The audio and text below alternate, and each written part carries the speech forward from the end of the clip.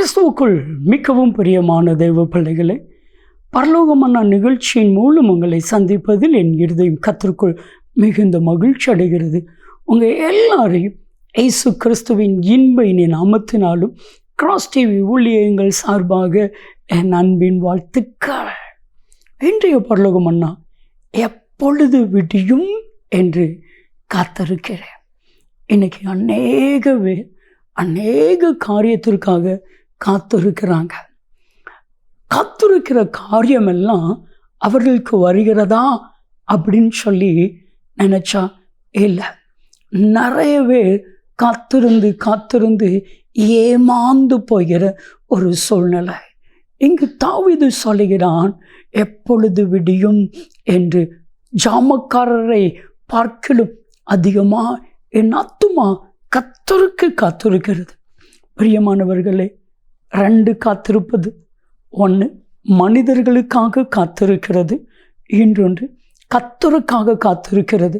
நான் உங்களை பார்த்து சொல்லுகிறேன், கர்த்தருக்கு நீங்கள் காத்திருந்தீர்கள் ஆனால் வெட்கப்பட்டு போவது இல்லை.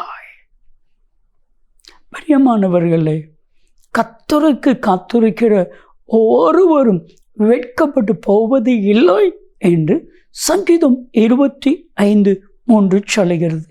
இங்கு தாவீது சொல்லுகிறான், எப்பொழுது விடியும். அப்படி என்றால் அவனுடைய வாழ்க்கை இருளுக்குள் இருக்கிறது. விடிந்தால்தான் வெளிச்சம் வரும். இப்போ நினைக்கிறான், எப்பொழுது எனக்கு வெளிச்சம் உண்டாகும். அநேக பேர் இருளுக்குள்ளே கிடக்குறாங்க. இருளுக்குள்ளே இருக்கும் பொழுது என்ன செய்வது என்று சொல்லி தெரியாது, எங்கே போகிறோம் என்று சொல்லி தெரியாது, என்ன நடக்கும் என்று சொல்லி தெரியாது. நிறைய பேருடைய வாழ்க்கையில் என்ன செய்ய போகிறேன், இந்த கடன் இருக்குது, என்ன செய்ய போகிறேன் தெரியாது. ஒரு நாள் ஒரு அம்மா சொன்னாங்க என்கிட்ட பார்த்து, ஐயா, நாங்கள் இருக்கிற வீடை காலி பண்ணணும்னு சொல்லிட்டாங்க. இப்போ நாங்கள் என்ன செய்கிறதுன்னு சொல்லி எங்களுக்கு தெரியலை. ஒரு காலத்தில் வசதியாக வாழ்ந்தோம், சொந்த வீட்டில் வாழ்ந்தோம். இப்பொழுது ஒவ்வொரு வீடாக மாறிட்டு இருக்கிறோம். என்ன பண்ணுறோன்னு தெரியலையா. எங்கள் வாழ்க்கையில் எப்பொழுது விடியல் உண்டாகும். சில பேருக்கு காத்திருக்கிறாங்க.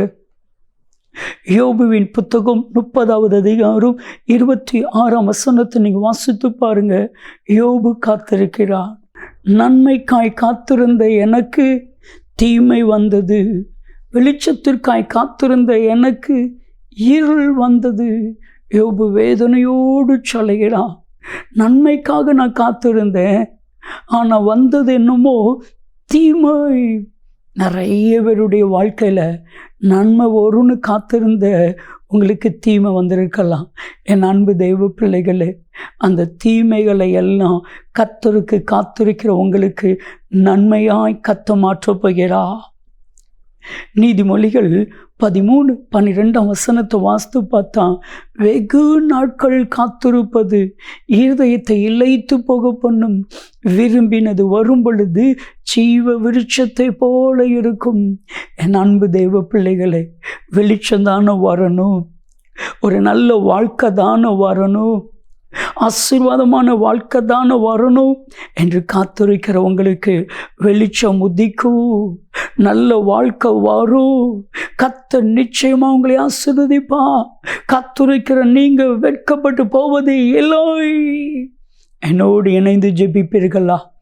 அன்பின் பரலோக பிதாவே, உமக்கு காத்திருக்கிற ஒருவரும் வெட்கப்பட்டு போவது இல்லை என்று வேதம் சொல்லுகிறது.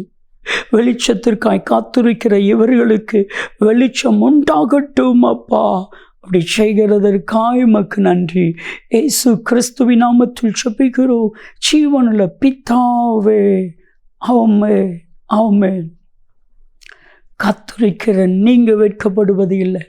நன்மையும் கிருபையும் ஆசீர்வாதங்களும் நிச்சயமாய் உங்களை தொடரும்.